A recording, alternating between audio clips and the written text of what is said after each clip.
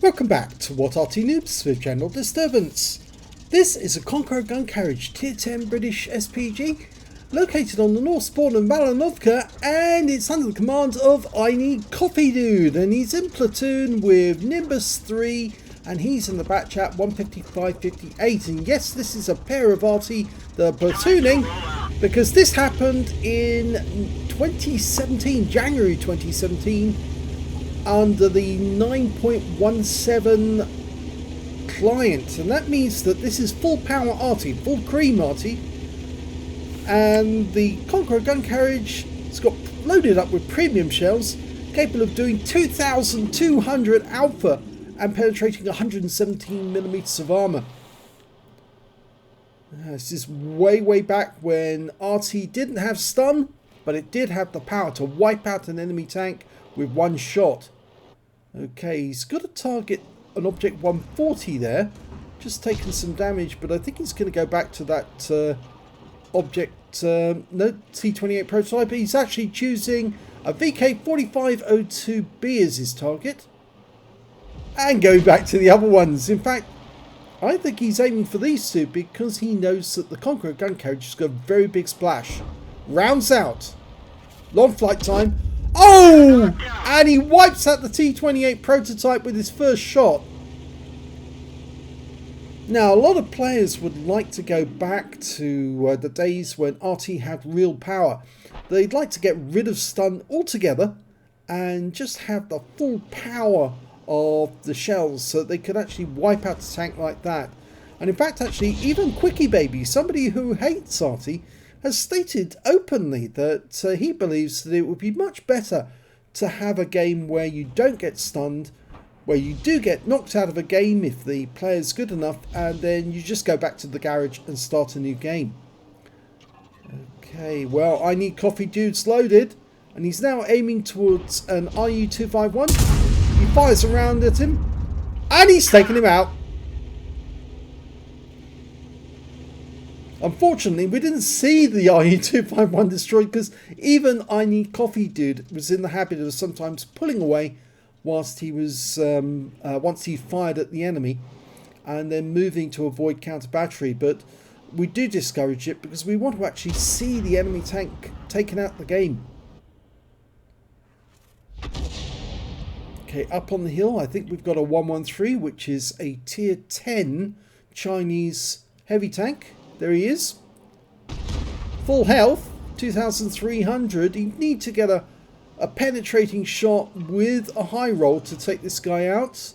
Lines up the shot, rounds out, and well, 1,043 hit points of damage. It's a non-penning shot, but it's still a good one. In fact, it was a high roll because 1,103 is slightly more than half of the 2,200. Okay, ineedcoffeedude scrolls out. I think even then, back then, he hadn't used the new trick of actually using the control button down and then clicking on the mini-map with the right-hand mouse button to actually go to the spot he wants to see straight away.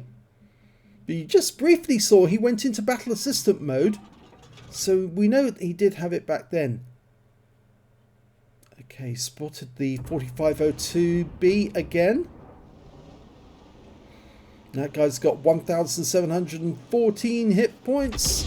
Can he take all of those? Rounds out. Oh, he pulls out of the view. And because the 4502 was unspotted when the shot went in, we don't know how much damage he actually did. But we can now see that, oh, well, he didn't do any damage to that guy at all because he's still got the same number of hit points. So the shell must have missed altogether.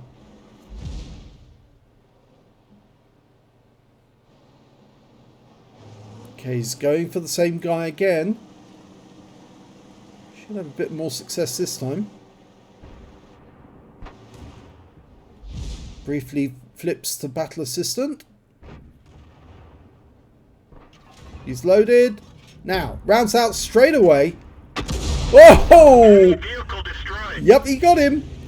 878 hit points recorded. So that's 3 kills now for ineedcoffeedude. The map looks so different back in pre-HD days. I know a lot of people actually like the old maps. But of course, there's so much better now in HD. That 113's moved up. He's actually in the dip near the church. And of course, you can see back in those days, the church was a different orientation. And there's some pretty fruity chat in... fruity statements in chat, I should say. Can't see the 113, so we don't know where to lay the shell. Oh, he's moved. He's actually in the dip now. There he is. And the geography of the dip hasn't really changed that much in all this time. But you see, he's laid the shot over the top of the 113. And you can see the point at which it would actually intercept the target. Fires a round in. And he got him. The shell impacted on the 113. Took him out the game altogether. And he's laughing about it. Yep, 4 kills so far. Only one other member of the team has actually managed to get a kill, and that was the Gorilla 15. Just waiting for the reload to go through. It was a very long reload back then. Still is, really, for that matter. Okay, next target is a T-54E1, which is further up the hill. It's a Tier 9 American medium tank. And he's very low health, so a splash should be able to take him out.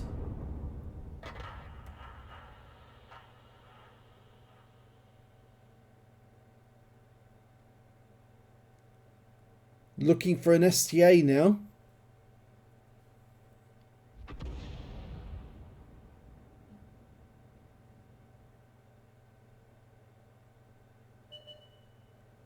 Wizzy 120's turned up. Another Tier 9 Chinese. He goes down the cliff face into the dip to avoid getting taken out by our tanks up on the hill. And yes, he got him! He wiped him out. 505 hit points with that shot. Again, he's in the habit, or was in the habit back then, of coming directly out of aim mode. And as I say, I do discourage that because we want to actually see the enemy tank destroyed. We don't want just a screen to say, oh yes, you've got a kill. We want to actually see, where did the shell hit? What did it hit? Where did it land? Trying to get a Panther 88 now. I think that was a shot from the Batchat 155-58. And he'll probably be firing any second again because he was a... Yes, there you go. It's another shot going in. Because back then it was a fairly fast reload on the Batchat. He fires one in at the 88 and near missed for 232.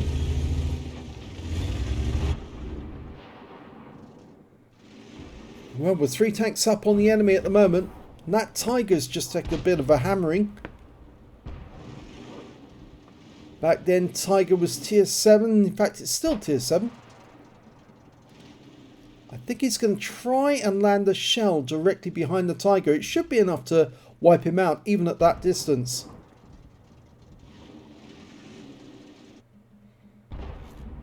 Almost ready.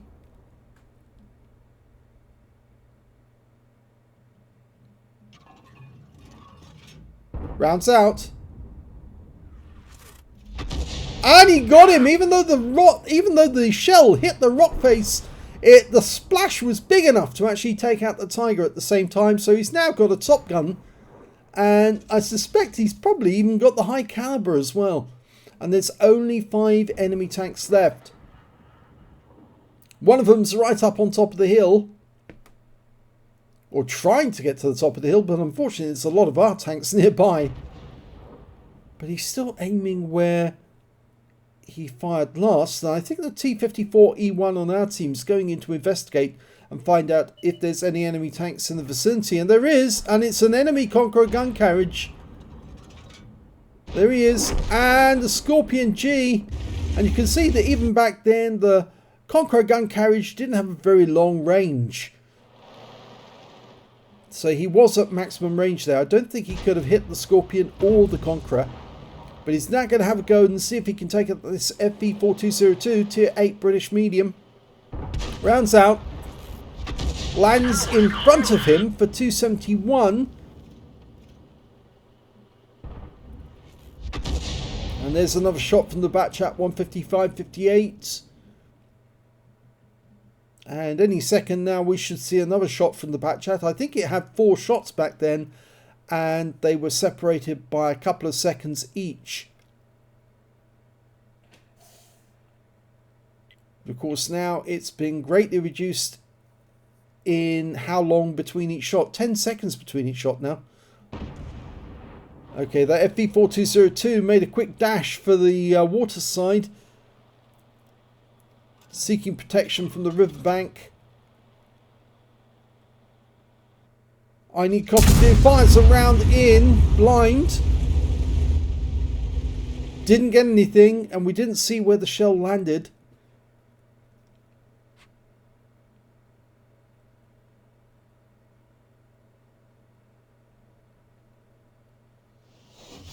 And it looks like the FV4202 decided to drown himself rather than fight it out to the end, and that's very disappointing.